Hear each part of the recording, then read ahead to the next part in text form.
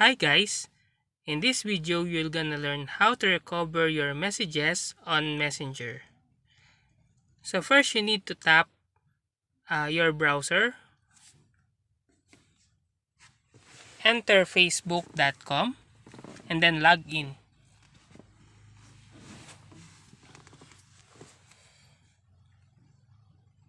After that, tap the three lines at the top right corner, and then scroll down, and then tap settings.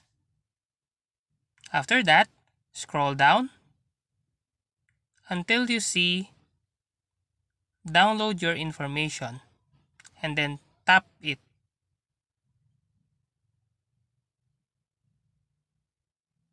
Scroll down, tap deselect all, and then tap messages.